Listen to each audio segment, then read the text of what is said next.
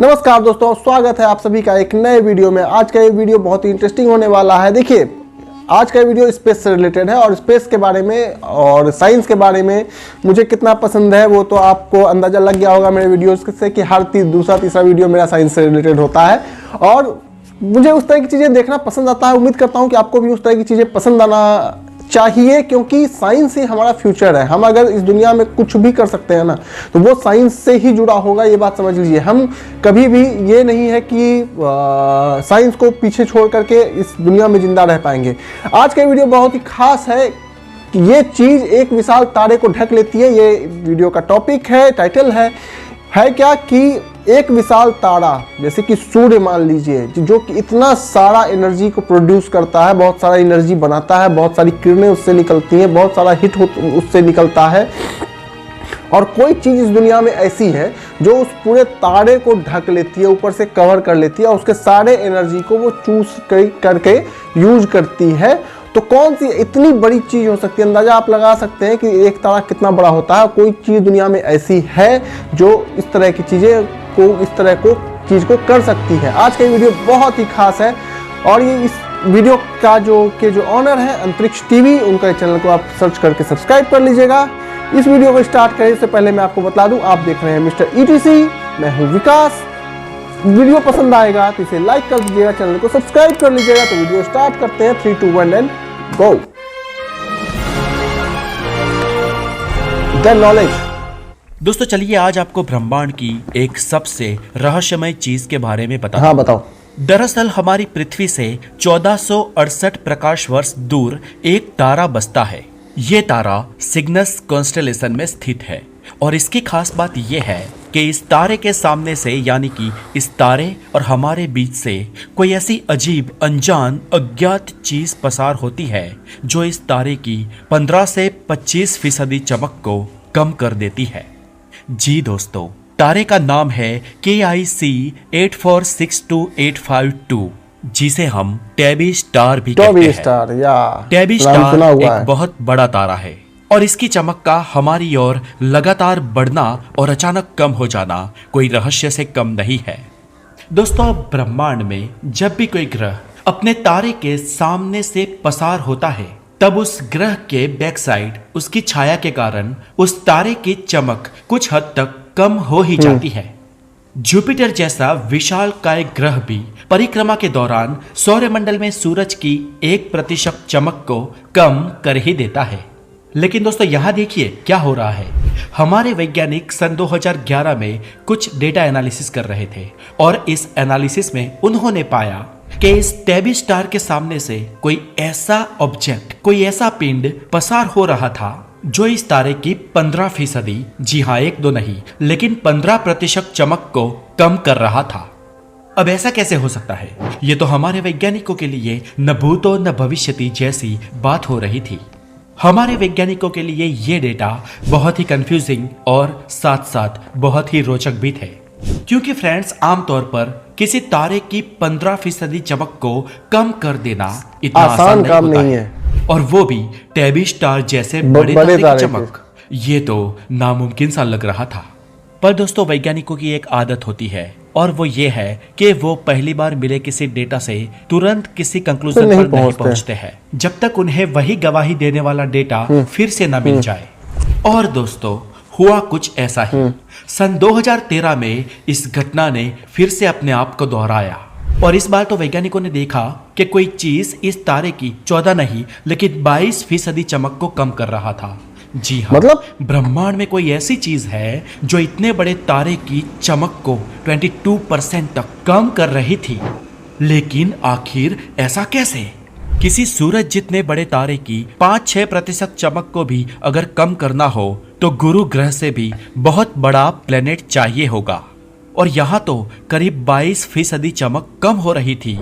इसका मतलब क्या ये है कि वहां पर गुरु ग्रह से 22 गुना बड़ा कोई प्लेनेट मौजूद हो? लेकिन दोस्तों ऐसा तो हो ही नहीं सकता। गुरु ग्रह से 22 गुना बड़ा प्लेनेट ब्रह्मांड में होना नामुमकिन है। और ऐसा इसलिए है क्योंकि गुरु खुद एक ऐसा ग्रह है जो तारा बनते बनते रह गया है बस। हाँ। जी हाँ दोस्तों, जुपिटर खुद एक स्टार बनने में निष्फल रहा एक प्लेनेट है बस। गुरु ग्रह अगर आकार में थोड़ा सा भी और बड़ा होता तो उसकी ग्रेविटी इतनी बढ़ जाती कि उसमें भी न्यूक्लियर फ्यूजन शुरू हो जाता। उसके परमाणु की जोड़ियां ऊर्जा मुक्त करना शुरू कर देती और गुरु एक ग्रह नहीं लेकिन एक तारा बन जाता, छोटा वामन तारा। जब हमारे सूर्यमंडल का निर्माण हुआ उस वक्त गुरु ग्रह अगर थोड़ा सा और पदार्थ अपनी ओर आकर्षित कर लेता और वो थोड़ा और बड़ा बन जाता तो आज हमारे सोलर सिस्टम में एक नहीं लेकिन दो सूरज होता। इन शॉर्ट दोस्तों, टैबी स्टार के केस में उसकी चमक को कम कर देने वाला गुरु से 22 गुना बड़ा कोई प्लेनेट बीच में आता हो ये संभव नहीं था। तो अब इसके बाद वैज्ञानिकों को यह लगा कि शायद कोई बड़े ग्रहों का टकराव टैबी स्टार की चमक को इतने बड़े पैमाने पर कम कर रहा होगा। लेकिन बाद में उन्होंने ये भी सोचा कि कुछ घटनाएं एक बार ही होती है, बार बार नहीं होती है, और यहाँ तो ये बार बार हो रहा है। अब दोस्तों ये तो हो गई परिकल्पनाएं। सच्चाई ये थी कि किसी तारे की चमक बड़े पैमाने पर कम हो रही थी और ब्रह्मांड में इतना बड़ा पिंड हो ही नहीं सकता कि इस तारे की इतनी चमक को कम कर दे। और उसके सामने विविध परिकल्पनाएं भी थी लेकिन वो प्रूवन नहीं थी। और हमारे वैज्ञानिकों की एक और आदत भी है, वो लोग जब तक किसी नतीजे पर ना पहुंच जाए और जब तक कोई चीज साबित ना कर दे तब तक बैठते नहीं है। और इसीलिए वैज्ञानिकों ने सारे पुराने दस्तावेजों को खंगाला और इसके बाद उन्हें ये बात पता चली कि साल 1890 से लेकर अब तक टैबी स्टार पर जितने भी अध्ययन हुए हैं उसमें यह पाया गया है कि इस स्टार की चमक में लगातार उतार चढ़ाव हो रहे हैं। ये चमकीला तारा रात के आसमान में चमकता तो है लेकिन कई बार इसके बीच कोई ऐसी चीज आ जाती है जो इसकी बड़ी चमक को कम कर देती है। और इसके ऊपर तो बहुत सारे तर्क, बहुत सारी परिकल्पनाएं और बहुत सारे विचार वैज्ञानिकों ने पेश किए लेकिन कोई भी विचार ठोस रूप से इस चीज को समझ या साबित नहीं कर पाया सिवाय एक चीज के। और प्रॉब्लम यह है कि इस चीज की खासकर कोई बात ही नहीं कर रहा है क्योंकि ये थियरी शुरुआत में थोड़ी हास्यास्पद लगती है पर वास्तविक रूप में ये बहुत ही सीरियस थियरी है।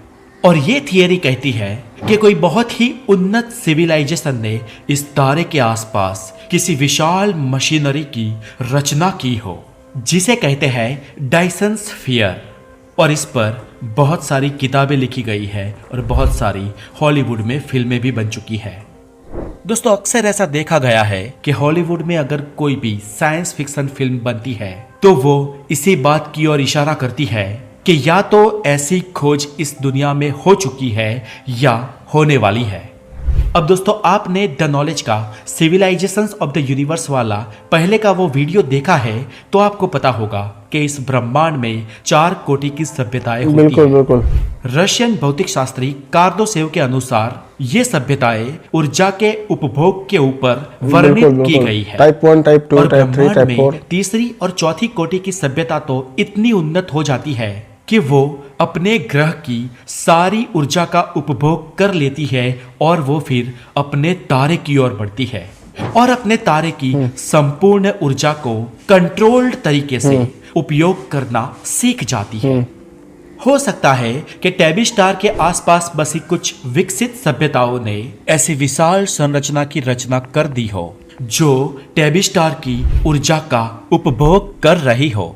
अब दोस्तों ये भी एक थियरी है और हमें आज तक ठोस रूप से ये नहीं पता कि टैबी स्टार की इतनी सारी चमक आखिर कम कैसे हो जाती है। पर फ्रेंड्स हमें इतना जरूर पता है कि इतनी सारी ऊर्जा का अचानक कम हो जाना और वापस आ जाना ये कोई नेचुरल चीज तो नहीं कर सकती है और ये बेशक एक असामान्य बात है। इस पर रिसर्च आज भी जारी है और आने वाले वक्त में शायद हम इसका उकेल ढूंढ पाए। दोस्तों हमें फ्यूचर में अगर पहली या दूसरी कोटि की सिविलाइजेशन बनना है और हमारे सूरज के आसपास डायसन स्फीयर बनाना है तो हम पृथ्वी पर आज जितने भी नेचुरल रिसोर्सेज मौजूद है उसका संपूर्ण उपयोग कर भी ये नहीं कर पाएंगे।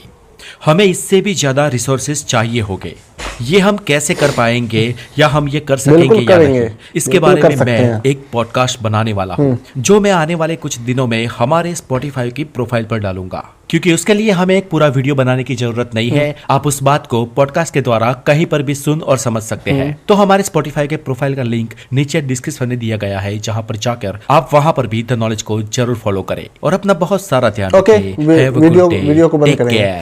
चलिए देखिए, कार्दकोव जो स्केल है, जो सिविलाइजेशन को बताता है कि सिविलाइजेशन कितने टाइप की हो सकती है इस दुनिया में, इस पूरे ब्रह्मांड में, तो उसको टाइप 1, टाइप 2, टाइप 3, टाइप 4 के आधार तरह से उसको बनाया गया है। और वो जो है उसमें यह है कि कौन सी सिविलाइजेशन कितने एनर्जी को यूज कर रही है, उसके अनुसार उसका ग्रेड डिसाइड होता है। उस ग्रेड पे जो ह्यूमंस हैं वो अभी 0.75 मतलब 0.1 नहीं बने हैं, अभी 0.75 पे हैं सिविलाइजेशन में।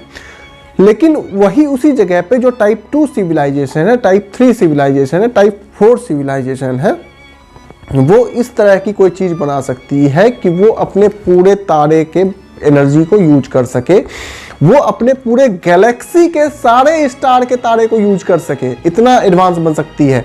देखिए, अंत किसी चीज़ का नहीं है, सोच का कोई अंत नहीं है, खोज का कोई अंत नहीं है, और जब सोचेंगे तभी तो खोजेंगे। तो आपको ये वीडियो कैसा लगा? बढ़िया लगा हो तो लाइक करके जाइए और चैनल को सब्सक्राइब कर दीजिएगा, बेल आइकन को ऑल कर दीजिएगा। मिलेंगे अगले वीडियो में, तब तक के लिए जय हिंद।